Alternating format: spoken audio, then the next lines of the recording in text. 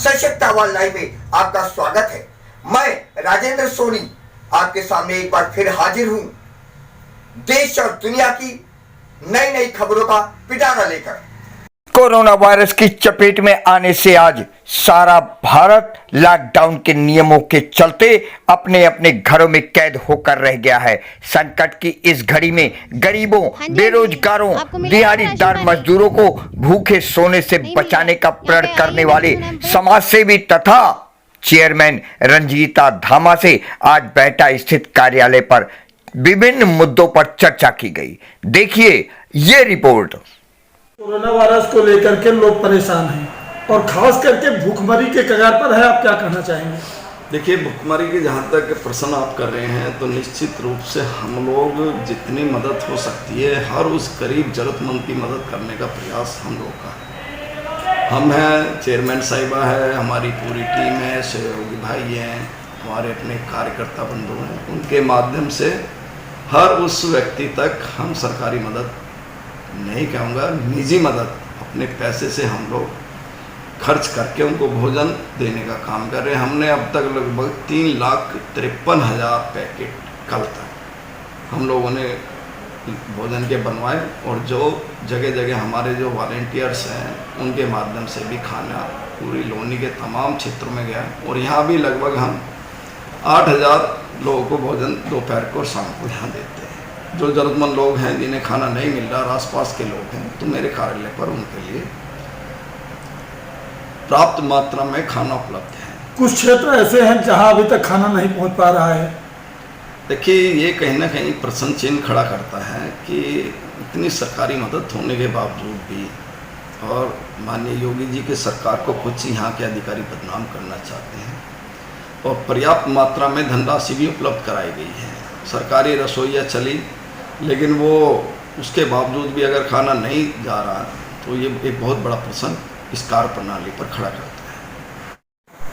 Corona virus के मद्देनजर आप क्षेत्र की जनता को क्या संदेश देना चाहेंगे? संदेश मेरा यही है, हाथ जोड़ के मैं अपनी लोनी की जनता से निवेदन करना चाह रहा हूँ कि आप लोग घरों में रहें। आप लोग घरों में रहेंगे, इस बीमारी का सिर्फ एकमात्र इलाज है सोशल डिस्टेंसिंग। अपने घरों में रहें। जो आर्थिक रूप से मजबूत और सक्षम परिवार है या मध्यवर्गीय परिवार है जो अपनी रोजी रोटी को महीने 2 महीने घरों में बैठ के चला सकते हैं, कृपया करके आप घरों से ना निकलें। जो जिन्हें लगता है कि हमें खाने के लिए जाना पड़ेगा कहीं, तो निश्चित रूप से उनकी मजबूरी है। हम यहाँ भी अपना सोशल डिस्टेंसिंग का इस्तेमाल करते हैं। हर वार्ड को सैनिटाइजर कराने के लिए नगर पालिका पूर्ण रूप से काम कर रही है, फॉगिंग का काम कर रही है। लेकिन एक समस्या बड़ी खड़ी होगी, जो दूर दराज से हमारे कर्मचारी जो आते थे वो उन्हें आने में बड़ी परेशानी हो रही है। तो गांव देहात के लोग थे, तो उस स्थिति में कर्मचारी भी हमारे पास में पर्याप्त नहीं है। दूसरा, सरकारी रसोइयों में खाना बांटने के लिए भी नगर पालिका के कर्मचारी लगा रखे हैं। वो अपनी जान को जोखिम में डाल के काम कर रहे हैं। अपनी बाइकों से वो खाना लोग तक पहुंचा रहे हैं। उसके एवज में उन्हें मेरा निवेदन है कि उनको कम से कम उनकी मोटरसाइकिल के लिए तेल उपलब्ध कराया जाए। ये मेरी पहली मांग। दूसरी मांग ये है कि उनका बीमा, इंश्योरेंस सब अपने, और उनके मेडिकल जांच के लिए भी मैं नगर पालिका अध्यक्ष जी से मांग करूँगा कि उनकी जल्द ही नगर पालिका स्तर पे उनकी मेडिकल जांच हो, जिससे कि कोई भी हमारे कर्मचारी संक्रमित ना हो गए। मैडम, कल जो झगड़ा हुआ है और लोग दबाव बना रहे हैं एक तरह से कि सफाई कर्मचारी चूंकि वो 4th क्लास का है उसको हटाया जाए, आप क्या कहना चाहेंगे? नहीं, देखिए, मैं आप लोगों से बताना चाहती हूँ कि सरकारी कर्मचारी भी अपनी जान जोखिम में डालकर भोजन बांटने का कार्य कर रहे हैं। तो एक तरफ उन्हें भी कोई शौक नहीं है अपनी जान ऐसे जोखिम में डालने का, तो हम उनके साथ हैं। अगर उनके साथ इस तरह की कोई घटना आगे होती है तो ये बहुत ही गलत बात है, क्योंकि वो कर्मचारी लोगों की आज निस्वार्थ सेवा करने में लगा हुआ है।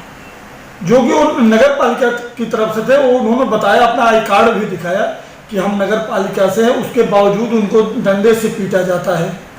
हाँ, मैंने वो खबर कल भी मुझे ज्ञात हुआ था और आज मैं सुबह अखबार में भी पढ़ रही थी। हालांकि गलती मानी है और उन्होंने सीओ साहब ने कहा है कि वो हमारे जो फोर्स है वो यहाँ की नहीं थी, वो बाहर के जो पुलिसकर्मी थे उन्होंने उनके साथ ऐसी मारपीट किया जो बेहद ही निंदनीय कार्य है। एक सवाल और कि आज क्षेत्र में लॉकडाउन है, आप क्षेत्र की जनता को क्या कहना चाहेंगे? मैं क्षेत्र की जनता से यही कहना चाहती हूँ कि देखिए, हमारे माननीय प्रधानमंत्री आदरणीय नरेंद्र मोदी जी ने एक तो सबसे पहले जो लॉकडाउन में ज़्यादा से ज़्यादा लोगों को घर में रहने की सलाह दी है। मैं सभी से इस चैनल के माध्यम से यही कहना चाहती हूँ कि केवल ज़रूरी सामान लेने के लिए ही घर से बाहर निकले, क्योंकि सबसे कारगर अगर इस बीमारी, वैश्विक बीमारी से लड़ने के लिए है तो वो घर में रहकर ही इस लड़ाई से हम जीत हासिल कर सकते हैं।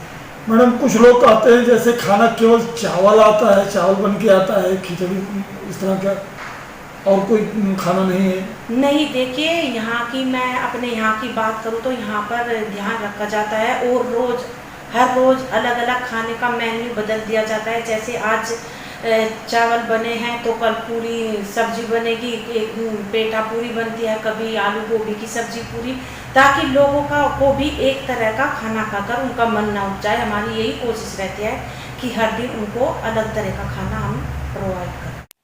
जाते जाते सब्सक्राइब करना ना भूलिए, आपके अपने चैनल को एक प्यारे से लाइक के साथ।